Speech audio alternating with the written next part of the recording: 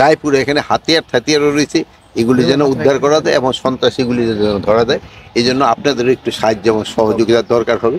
আর এখানে ভিতরে দেখলাম ম্যাক্সিমামই কিন্তু মাদকের, আপনাকে একটু দরকার, আপনার জনগণকে একটু সচেতন করতে হবে। মাদকের তো কোনো উপকার তো নেই, এটা অপকার ছাড়া কিন্তু কোনো উপকার নেই। এটি করবেন। আর এই মাদকদের জন্য আমরা একটা স্পেশাল কারাগারেরও চিন্তা ভাবনা করা হচ্ছে। আর আমরা আরেকটা চিন্তা ভাবনা করছি, যেখানে কারাগারে যারা থাকে আপনারা দেখলেন যে ফ্যামিলিগুলি কিন্তু খুব খারাপ অবস্থায় থাকে।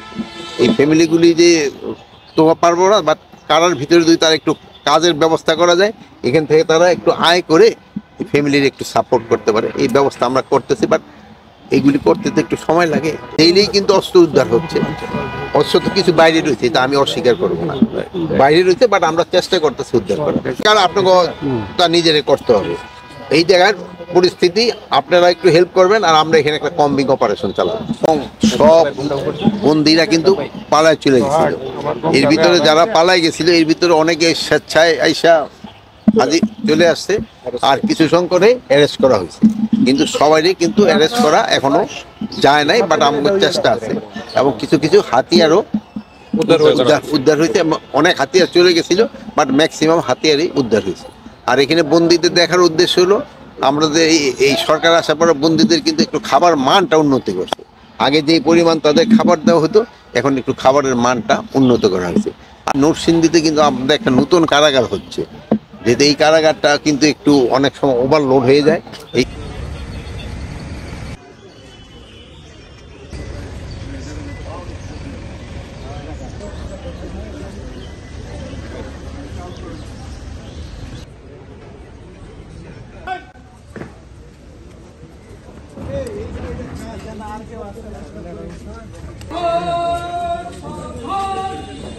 জেলারে কি গার্ড দিলে তারপরে জেল দেখবো, আর এরপরে যে জেলটা সবাই যদি পুকুরে পড়ানো ছিল, বুঝলো? আচ্ছা, তোমার বাড়ি? আমার বাড়ি কিশোরগঞ্জ। আমি সিন্ধি কাছাকাছি আছে। সুযোগের দিন নিচ্ছ কি? সব কিছু নেই। ভাবি কি পড়াশোনা করতে? কোন সাবজেক্টে?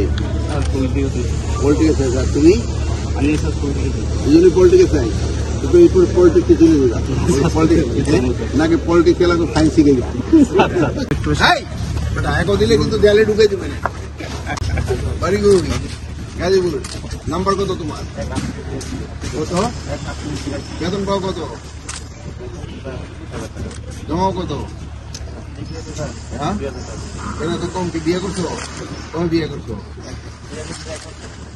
বিয়ে কত খরচ হচ্ছে? শ্বশুরবাড়ি কি? তোমার কি বেতন দেয়? আমাকে